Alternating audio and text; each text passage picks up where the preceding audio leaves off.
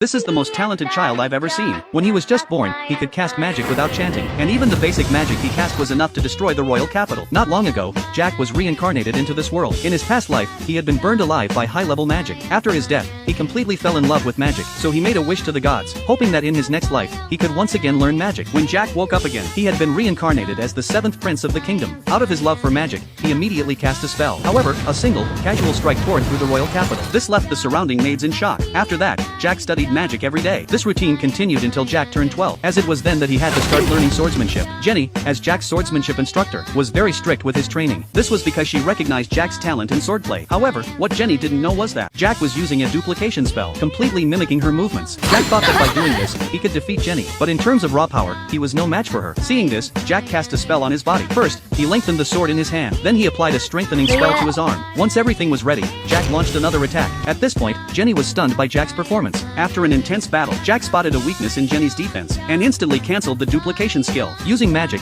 Jack distanced himself from Jenny. Before Jenny could react, Jack launched a full-force attack from behind her. However, to Jack's surprise, even though he gave it his all, he still lost to Jenny.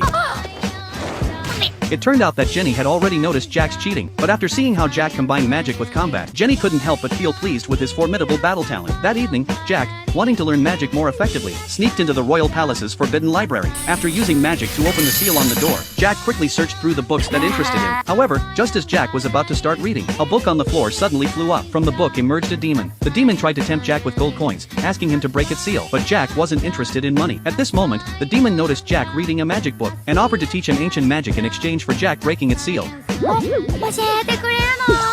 教えるよ。 Soon, Jack used magic to lift the seal, but as soon as the seal was broken, the demon released a powerful dark magic towards Jack. After handling everything, the demon was about to leave, but unexpectedly, Jack neutralized its attack. Facing Jack's mockery, the demon was instantly enraged, and began casting magic at Jack. However, to the demon's surprise, Jack was not afraid of its magic, and even reached out to study the spell. Soon, Jack cracked the demon's magic. Seeing that it couldn't harm Jack, the demon planned to leave quickly, but Jack had already set up barriers around the area. Seeing the demon trying to escape, Jack cast a spell to punish it.